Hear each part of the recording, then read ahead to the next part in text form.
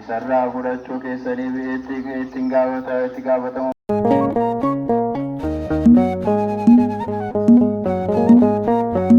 Abbaa, Ilma, Hafuura Qulqulluu, Waaqayyo tokko, Ameen. Waaqayyo aanga'aan uumaan keenya baroota nuti dabarsine irratti bara haaraa nuuf dabalee guyyoota nuti dabarsine irratti guyyaa haaraa kana nu kennee mana isaa keessatti walitti nu qabee akka nuti isa galateeffannuudhaaf akka nuti isa jajjannuudhaatii fi Waaqayyo mana isaa keessatti walitti nu qabee maqaan isaa kan galateeffameef kan ulfaate nuuf haa ta'u.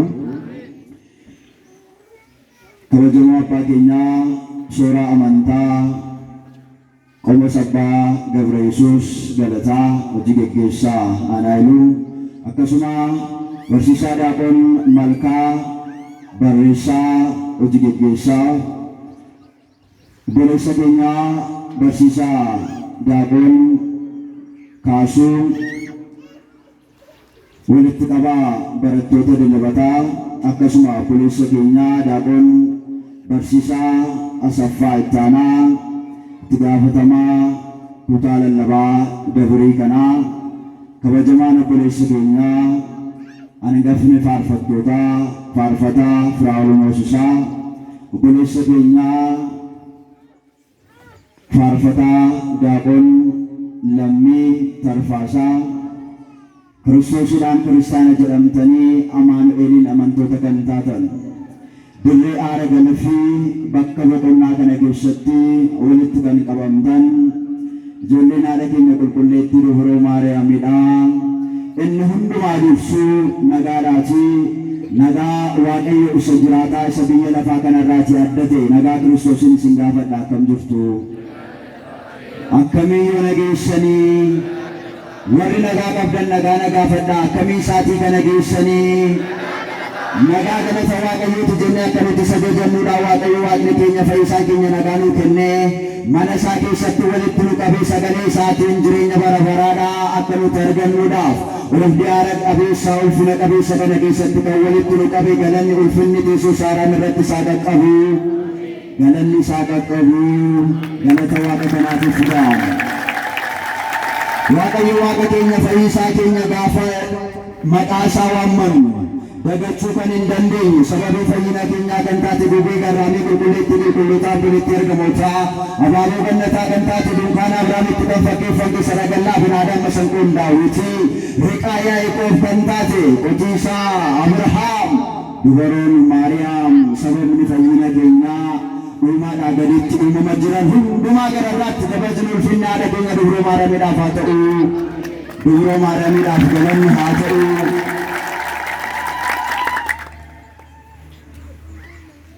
Akka eeyyama Waaqayyootti dubbii sagalee Waaqayyoodhaa hanga Waaqayyoo Waaqni keenya nuuf ayyame daqiiqaa muraasaatiif wajjiniin barannaa. Waaqayyo Waaqni keenya fayyisaan keenya nu gidduutti argamuudhaatiin akka nu barsiisuudhaatiif akka nu gorsuuf tolaaf eeyyama isaa nuuf haa ta'u. Eenyu nu abarsiisu? Eenyu nu abarsiisu? Waaqayyo hunda keenya nu abarsiisu. An dhaabbadhee arraba kootiin dubbachaa gurra kootiin dhaggeeffadhee isin immoo bakka teessan teessanii gurra keessaniin dhaggeeffachaa anas isiniinis Waaqayyo nu gidduutti argame akka nu barsiisuuf akka nu gorsu tolaaf eeyyama Waaqayyo keenyaa nuuf haa ta'u.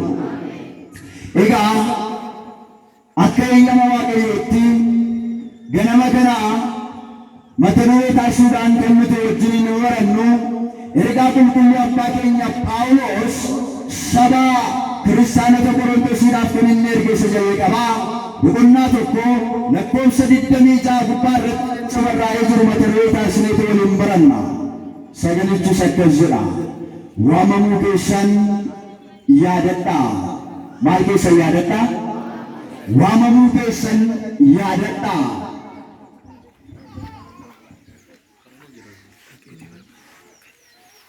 Bakka kanatti kana waamamne waamicha eenyuudhaanidha? Dubbadhaa, waamicha eenyuudhaan? Dhugaadha. Waaqayyotu nu waame. Mee anaan Waaqayyotu na waame warri jettan harka keessan baasan. Waaqayyotu na waame warri jettan. Warri namni si waame dhiisa. Warri Waaqayyotu na waame jettan harka keessan kaasan jedha. Biyya kana ammoo harka liqeeffatanii dhufu moo akkamidha? Warri harka tokko kaasan tokko liqeeffatanii dhuftani. Kan namaadha taanaan hin kaasinaa. An kaasaa isiniin hin jenne. Warri liqeeffatanii dhuftan harkuma tokkittii kaasaa.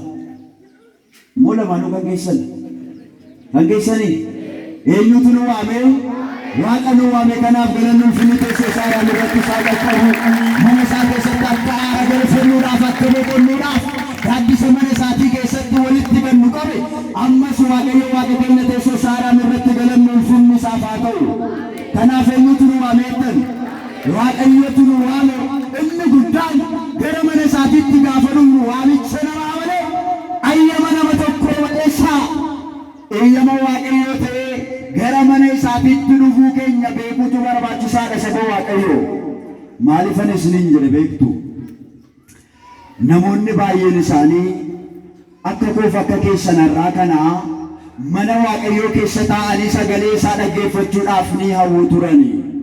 Garuu namoonni baay'een isaanii hiriyoonni keenya abbootiin keenya umuriidhaan nuun kan qixxaatan umuriin isaanii nuu gadi kan ta'an baay'een isaanii waamicha Waaqayyoo ta'ee guyyaa naaf isin agarre kana arguu hin dandeenye. Yoo yaadattan hiriyoota baay'ee keessan waamicha Waaqayyoo ta'ee waamamanii isin biraa kan deeman baay'een isaanii awwaalamanii maqaan isaanii irraanfatamee hedduun isaanii naannoo kana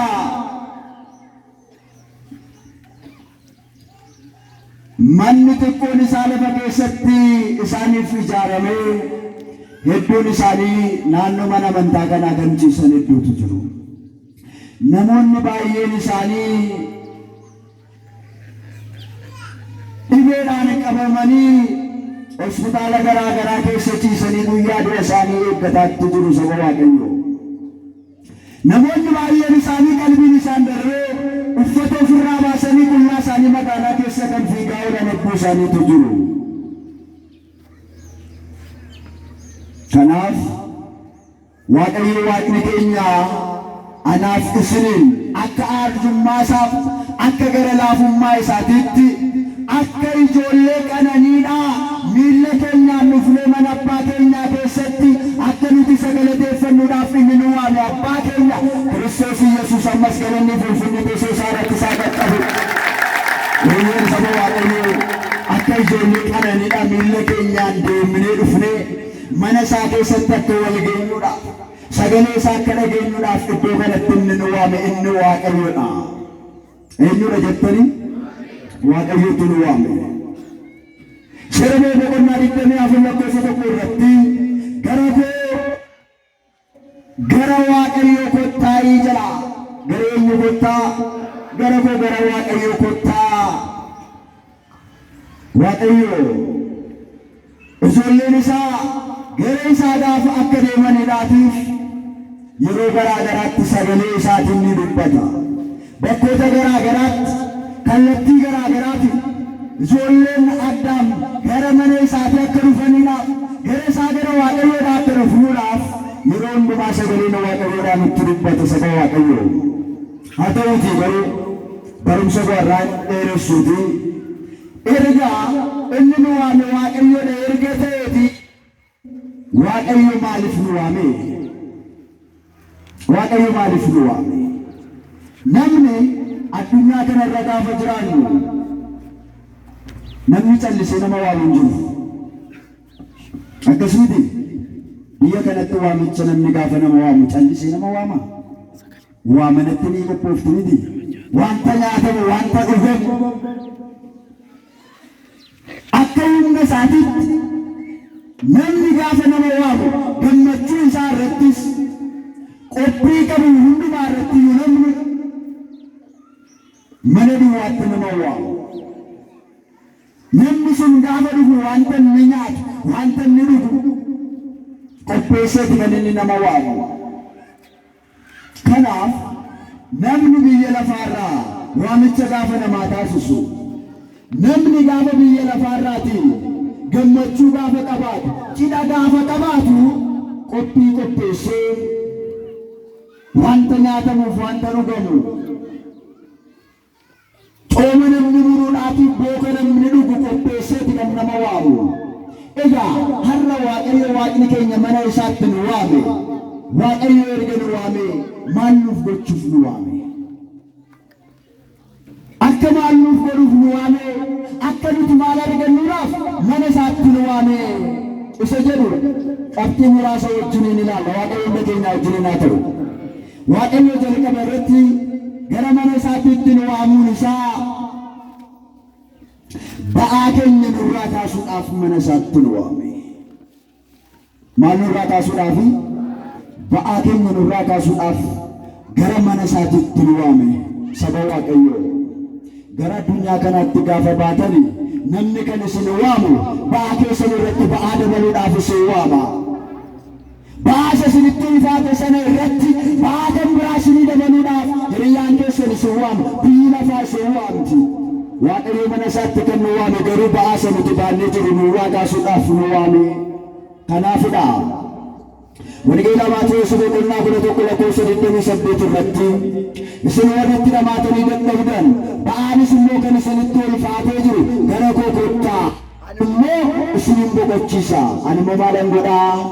Ani immoo isinin boqochiisa. Jiruun addunyaa kun dhibboof jireenyi biyya lafaadhaa isinitti ulfaatee kan jiru. Cubbuun addunyaa kanaa isinitti ulfaatee kan jiru. Isin gara kootti kottaa. Ani immoo ba'aa keessan isinirraa kaasee naara isin galfachiisa. Kanaafidha Waaqayyo mana isaatti kan nu waame. Ba'aa keenya nurraa kaasuudhaafidha. Addunyaa kanarra gaafa jiraannu iddoo baay'ee qabna. Ba'aa baay'ee qabna. Namni jireenya addunyaa kana keessa gaafa jiraatu waan baay'eedhaan ba'aan itti ulfaate saba Waaqayyoo. Jiruuf jireenya addunyaa kanaa ba'aateen itti ulfaata. Hojii cubbuu keenyaa ba'aa ta'eetu nutti ulfaata. Waaqayyo Waaqni keenya garuu ijoollee isaa warri taane ba'aa ulfaataa baannee gaafa nuti rakkannu hin barbaadu. Kanaaf gara mana isaatitti akka dhufnuudhaaf nu waame. Ba'aa keenya sana akka nurraa kaasuudhaaf.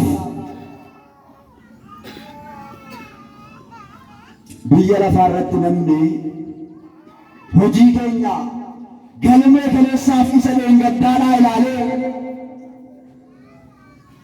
ba'aan cubbuu keenyaa daran akka nutti ulfaatuudhaaf biyyi lafaa kan inni nu waamu. Cubbuu keenya nu yaadachiisuudhaaf nu waama biyyi lafaa. Hojii keenya isa hamaa ta'e nu yaadachiisuudhaaf gara mana isaatti nu waamti biyyi lafaa. Waaqayyo garuu ba'aa isa ulfaate sana nurraa kaasuudhaaf jedheetu mana isaatti nu waama. Kanaaf saba Waaqayyo yeroo hundumaa gara mana isaatti dhufuutu nu barbaachisa. Maal ta'uudhaaf? Ba'aa keenya akka nurraa ka'uudhaaf. Ba'aa ulfaataa ta'e akka nurraa ka'uuf gara mana isaatii yeroo hundumaa dhufuutu nurra jiraata. Yoos aara galfanna. Manni Waaqayyo iddoo aara galfiidha saba Waaqayyo. Manni Waaqayyoodhaa iddoo boqonnaati.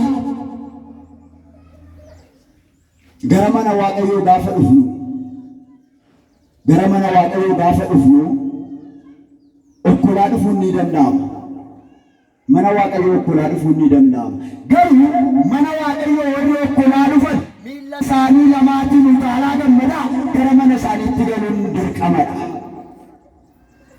Gara mana Waaqayyoo namni cubbuu hojjete, namni cubbuu qabu gara mana Waaqayyoo dhufuu ni danda'a.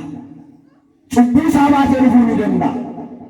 an cubbuun koo akkasidha, ani waan akkasii balleesseera, maal jedheen fuula isaa dhaabadhaa otoo hin taane cubbuu keenya isa hojjenne sana baannee ba'aasa ta'ee nutti ulfaatee jiru fuuldura namaa maal jedheen dhaabbadhaa isa jennu sana baattannee gara mana isaatii dhufuu ni dandeenya. Mana isaatti gaafa dhufnu garuu akka isa biyya lafaa miti baattannee manatti hin galu. Cubbuu keenya mana isaa keenyee isatti kenninneetu gara mana keenyaatti galla galannee Finfinnee teessoo saaraan irratti isaa qaqqabu. Kanaaf Waaqayyo gara mana isaatti gannu waame ta'aa keenya nurraa kaasuudhaafidha. Maarree gara abbaa kanaa dhufuun gaarummaan qabuure gara mana abbaa keenyaa gara mana waaqa keenyaa kanaatti dhufuun carroomuudha miti saba Waaqayyo. Namoonni baay'een carraa akka keessanii kana hin arganne, carraa akka keenyaa kana hin arganne, ba'aa isaanii baattatanii dhufuudhaaf hin carroomne. Kanaaf isin garuu namoota baay'ee keessaa carroomne gara mana abbaa keenyaatti dhufne aara galfachuuf akka boqonnuudhaaf. Haa ta'uti Waaqayyo Waaqni keenya nu waamuun isaa tokkoffaa ba'aa keenya nurraa kaasuudhaaf ergatee lammaffaa irratti nu qulqulleessuudhaaf nu waame. Callisee nu waamne Waaqayyo saba Waaqayyo. Waamichi Waaqayyo gara keenyatti gaafa dhufu callisee miti. Gara biyya lafaatti yoo deemtan cubbuu hojjechuudhaaf xuraa'ummaadhaaf biyyi lafaadhaan nu waamti. Waaqayyo garuu kan inni nu waame nu qulqulleessuudhaafidha. Tokkoffaa Tasalonqee boqonnaa 4 lakkoofsa 7 gubbaa irratti akkas jedhee jira. Xuraa'ummaatti otoo hin ta'in qulqullummaatti akka jiraannuudhaaf Waaqayyo nu waame. Maalitti akka jiraannuudhaaf nu waame? Qulqullummaatti akka jiraannuudhaaf nu waamedha. Kanaaf Waaqayyo mana isaatti nu waamuun isaa qulqullummaafidha. Waan isin ajaa'ibu Waaqayyo gaafa nama waamu nama qulqulleessuudhaaf akkuma ta'e gaafa nama qulqulleessu Waaqayyo seenaa namaa gaafa jijjiiru Waaqayyo maqaa namaa isa sumaan jijjiira.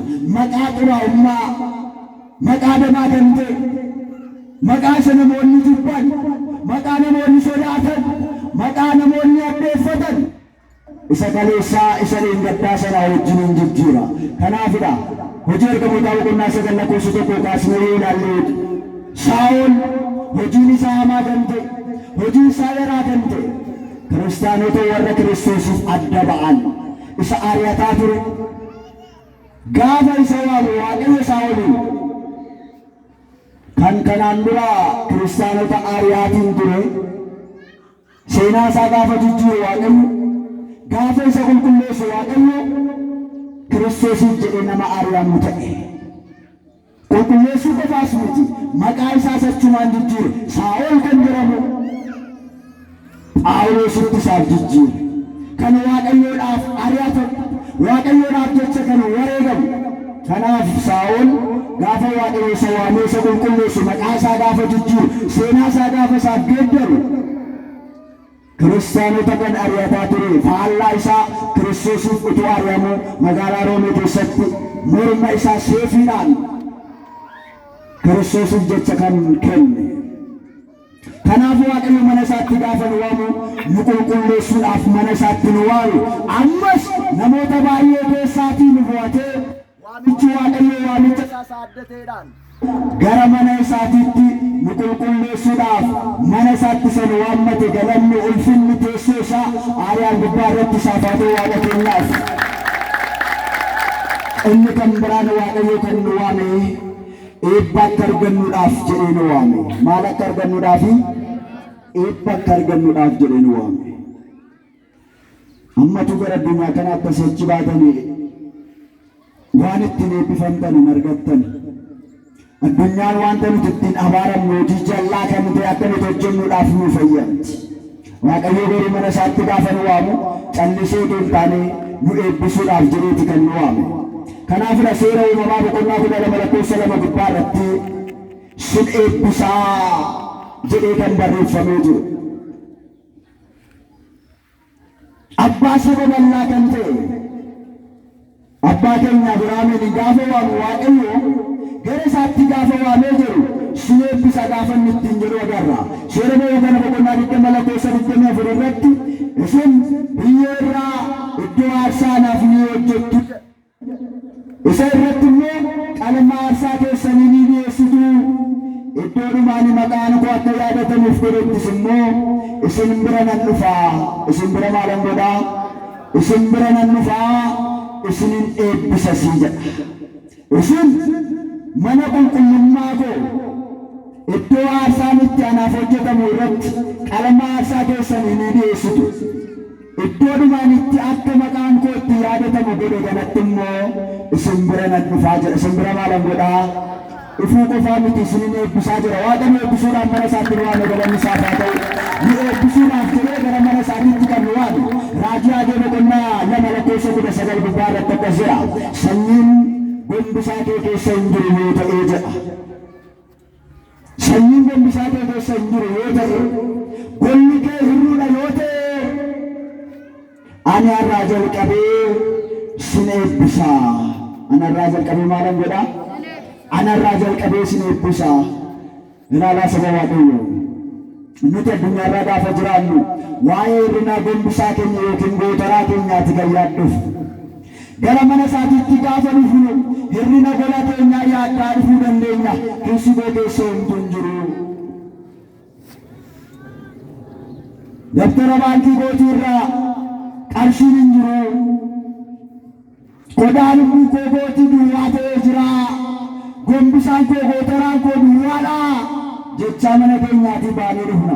Waaqayyo Waaqni keenya immoo gootaraan kee duwwaadha yoo ta'e iyyuu, gombisaan kee duwwaadha yoo ta'e iyyuu, golli kee hirruudha yoo ta'e iyyuu, ani har'aa jalqabee sin eebbisaadha. Waaqni eebbisuudhaan mana isaatti nu waame, galanni isaaf haa ta'u malee. Namoonni baay'een garuu hir'ina addunyaa kanaa, dhiphina addunyaa kanaa ilaalanii baay'een isaanii booddeetti deebi'an. Waamicha Waaqayyoo isaaniif qabu utuu dhaga'anii namoonni baay'een golli isaanii hirruu ta'ee jennaan mana abbaa isaanii kana dhiisanii kan ba'an iddoo isaanii jiru. Hiriyoonni keessan, obboloonni keessan baay'een isaanii mana abbaa isaanii kana keessaati kan ba'an iddoo isaanii jiru. Akkas miti. Kallattii garaa garaatiin hirrina gaafa qabaatan yookaan dhibeedhaan gaafa qabaman yookaanis golli isaanii hirruu gaafa ta'u, gootaraan isaanii gombisaan isaanii hirruu ta'e jennaan waan ittiin garaa isaanii guuttatan gaafa dhabanii jiran baay'een isaanii mana kana gadhiisanii kan ba'an iddoo isaanii jiru. Waaqayyo garuu mana kana keessatti kan inni nu waamuuf maaliif jettan? Maaliif jettan?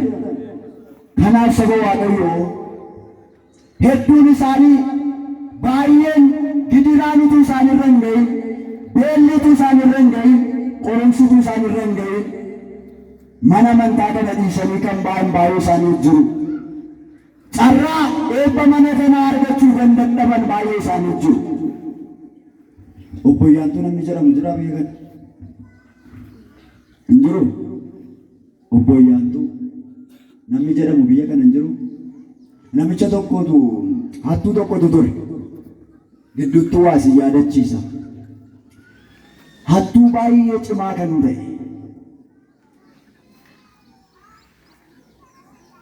Hattuun beekamaa gaafa ta'ee jedhu maqaa Hannaaf itti moggeessan irra darbeetu Shiftaa jedhameeti kan beekamu. Hattuun kun baay'ee cimaadha. Mana namaa gaafa saamuudhaaf deemu seefii qabatee deema. Maal qabatee deema? Seefii qabatee deema. Guyyaa gaafa tokko mana abbaa manaaf haati manaa keessa jiraatan halkan walakkaa utuu abbaa manaaf haati manaa ciisaatti jiranii seefii isaa sana qabatee mana isaanii cabsee olitti seene. Maalitti godhe?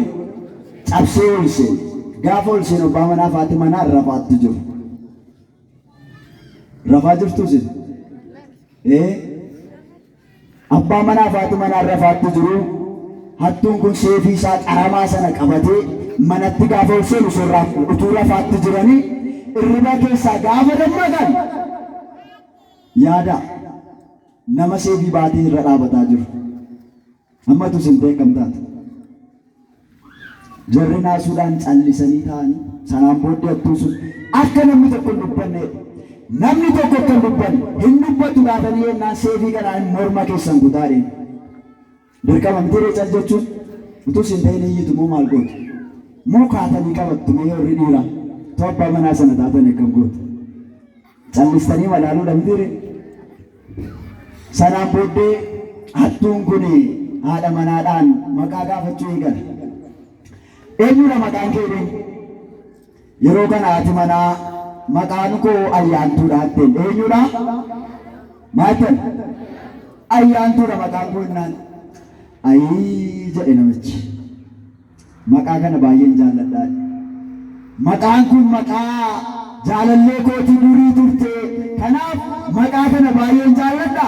Sababii maqaa kanaatiin jedhee si dhiiseera sin ajjeesuudhaan. Maal godheera? Si dhiiseera sin ajjeesuudhaan. Achoos deebi'e abbaa manaadhaan. Atoo maqaan kee eenyudha jennaan? Seefii baateera akkasitti. Maqaan kee eenyudha atoo jennaan? Maqaan koo namoonni ollaa keenyaadhaa obbo Ayyaantuu jedhanii na waamu jedheen immoo. Maaliifidha beektu? Maal ooluudhaaf? Du'a ooluudhaaf jedheeti. Kanaaf iyyuu adaraa keessan gidiraa yoo isinitti dhufe, beelli yoo isinitti dhufe, qoomsi yoo isinitti dhufe adaraa keessan obbo Ayyaantuun ta'inaa isiniin jechuun barbaade. Maqaama keessanii waamamaa. Amantaa keessan irratti cimaa. Eebba argachuudhaaf gara mana qulqulleettii kanaa, mana kiristaanaa kanaa kottaa. Saawufii malee, sodaa malee gara mana isaatti deebi'aa. Mana isaatti kan dhufnu nuti akkasumaan miti qulqullaa'uudhaaf jenneeti kan dhufnu. Maal addunyaa xurooftuutti iyyuu gaafa sochi deemnu laphee keenya dhiibnee deemna miti. Gara mana isaatti gaafa dhufnu maaltu nu qaanessa eebbaaf dhufnu? Gara mana Waaqayyootti gaafa dhufnu waamichi Waaqayyoon biraa nu ta'ee akka mana isaatti dhufaatti jirru saalfachuu hin qabnu saba Waaqayyoo. Kanaaf gara mana isaatti gaafa dhufnu maqaa keenya jijjiirrachaa dhufuun nurra hin jiraatu. Saalfachaa boquu keenya gadi deebisaa mana isaa dhufuun nurra hin jiraatu. Mana isaa kan nuufnuudhaaf ba'aa keenya akka nurraa ka'uuf waan ta'eef akka qulqulloofnuufidha waan ta'eedhaatiif qaanii malee dhufuun nurra jiraata. Tokkoffaa ergaa Phexros boqonnaa 3:9 gubbaa irratti hamaa hamaadhaan abaarsa abaarsaan hin deebisinaa. Garagalchiiyyuu eebbisaa jedhe. Garagalchii maal godhaa malee? Garagalchiiyyuu eebbisaa maleessaa.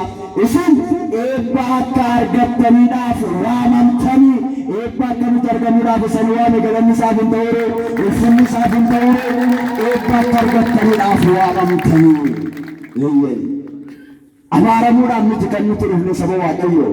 Isin kan waamamtaniif eebba akka argattaniifidha. Ragaa xumuraan isinii kennu. Afuraffaa irratti Waaqayyoo kan nu waamedhaa fi akka nuti jiraannuudhaaf nu waame. Akka nuti maal taanuudhaafidha? Mee halkan dukkana edaa keessa, halkan dukkana edaa keessa balballi cufaa mana keessanii cufaa jamaadhaan waan cufameedhaaf keessa dabartanii har'a kan geessan. Balballi keessan cimaa waan ta'eedhaatiif jirtu as keessa. Ishimmoo haa ta'u irree cimaa waan qabdaniidhaatiif halkan dukkanaa edaa keessa dabartanii ifa kana namni agartan jirtu. Hin jiru kunis.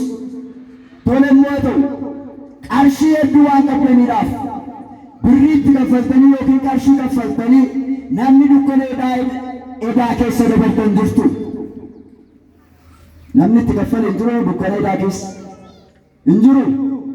Tole immoo namni cal jettanii teessanii meeshaa garaagaraa ta'u yoo manni faannifame illee mataa keessan dura dhaabbattanii sibiila qara qabu keessanii halkan dukkana edaa jala kan dabartan.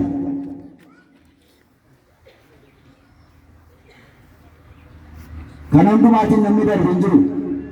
Ishi sanyiin keessan baay'ee waan ta'e qomoo wayyaa waan qabdaniidhaaf firaaf aantii baay'ee waan qabdaniidhaaf sababa kanaaf jecha dukkana edaa keessa dabartanii fagana kana agartan jirtu.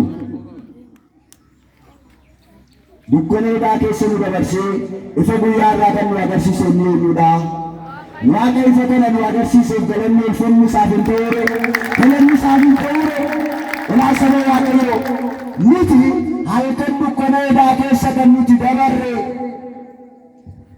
irriba furdaa isaa rafnee kan nuti bullee arra geenyedhaaf Waaqa isa anaaf isiniin hunda keenya isa eegu inni anaaf isin akka nuti boqonnuudhaaf irriba nuuf uume ofii isaatiin ibsuu ijaatiif illee iji isaa kan hin libsannedha. Galanni isaaf haa ta'u malee isatu nu eege isaatii kanaatiin nu ga'e.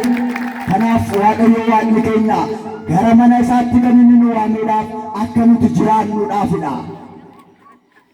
Raajichi Isaayyaas boqonnaa 55 gubbaa irratti gara koo kottaa gurra keessanis gara kootti qabaa akka jiraattaniifis immoo dubbii koo dhaga'aa jedha. Akka maal gootaniif saba Waaqayyoo akka jiraannuudhaaf sagalee Waaqayyoo dhaga'uu nu barbaachisa. Akka jiraannuudhaaf sagalee Waaqayyootu nu barbaachisa. Kanaaf sagalee Waaqayyoo dhaga'uudhaaf immoo gara mana isaatii dhufuun nu barbaachisa. Waamicha Waaqayyoodhaa dhageenye gara mana isaatti dhufnee sagalee isaa dhageenye sagalee isaa isa dhageenye immoo ittiin jiraachuutu nu barbaachisa. Saba Waaqayyoo nama isaa wajjin jiraatu Waaqayyoon dhageenya deemuu haa dandeessisu. Ergaa qulqulluu Phexros isa jalqabaa boqonnaa 2:9 gubbaa irratti Waaqayyoo hojii isaa isa jajamaa sana akka labsitaniidhaaf dukkana keessaa gara ifaa isa dinqisiisaa ta'etti isin waamee jedha. Dukkana sodaachisaa edaa keessa nu dabarsee Waaqayyo Waaqni keenya har'a ifa isaa isa dinqisiisaa ta'e kanatti isa qarshiin itti hin baane isa inni keenya itti hin baane kanatti Waaqayyo akka nuti isa jajamnuudhaaf ajaa'ibsiifannuudhaatiif gara mana isaatiitti nu waame. Kanaaf saba Waaqayyo sagalee kana kan dhagaatti danda'u gara mana Waaqayyootti waamicha Waaqayyoo dhageenyee dhufuutu nurra jiraata. Yeroo hundumaa har'a qofaa otoo hin taane yeroo hundumaati. Tariitii hin dhabamu. As keessaa barsiisaatu dhufaa yookiin faarfataatu dhufaa, qomosiitu dhufaa yookiin monokseetu dhufaa gaafa jedhamu dhagee kan dhufu hin dhabamu. Waamichi keessan har'a qofaadhaaf otoo hin taane waamichi keessan yeroo hundumaatti kan gara keessanitti darbu waan ta'eedhaaf dhufaatiin keessan har'a qofaa otoo hin taane yeroo hundumaa kottaa. Gara mana Waaqayyoo gaafa dhufnu boqonnaadhaaf dhufna waan ta'eef, aara galfachuudhaaf dhufna waan ta'eef, tasgabbaa'uudhaaf dhufna waan ta'eedhaatiif, jiraachuudhaaf dhufna waan ta'eef, qulqullaa'uudhaaf dhufna waan ta'eedhaatiif gara mana Waaqayyootti yeroo hundumaa dhufuutu nu barbaachisa. Gara mana Waaqayyootti yeroo hundumaa deddeebi'uutu nu barbaachisa. Kanaaf tokkoffaa Qorontos boqonnaa 1:16 waamamuu keessan maal godhaayi? Waamamuu keessan yaadadhaa. Maaliif akka waamamtan yaadadhaa. Isaan booddee Waaqayyo maaliif akka inni nu waame gaafa yaadannee jennu isaa wajjin jiraachuu salphaadha waan ta'eedhaatiif waamicha Waaqayyoo dhageenyee gara mana isaatiitti akka deddeebinuudhaatiif har'a mana isaa keessa gaafa jiraannu guyyaa dhufaatii isaa isa lammaffaa irratti immoo warroota mirga isaa dhaabbatanii jireenya bara baraatiif warra kaadhimamanitti akka nu dabaluudhaaf eeyyama isaaniif haa ta'u. Akkuma guyyaa irraa mana isaa adduu aara galfetti walitti qabamne kanatti Waaqayyo Waaqni keenya dhufaatii isaa lammaffaatti jireenya bara baraa warra argatan warra jireenya bara baraatiif kaadhimamanitti nu dabalee qulqullootaa wareegamtoota isaa wajjiniin akka nuti jiraannuudhaaf eeyyama isaaniif haa ta'u. Isa nu barsiise isa nu boqochiise sagalee isaatiin Waaqayyo Waaqni keenya maqaan isaa kan galateeffamuuf kan ulfaate nuuf haa ta'u. Araarsummaan haadha keenya qulqulluutti nu barumaadhaan eegumsa ergamoota Waaqayyoo abbaa fayyaanii raajotaa suufni wareegamtootaa hunduma keenya irrayyuu oolee kan bulee nuuf haa ta'u. Waamamuu keessan yaadadhaa. Waraabulaa diibanaa.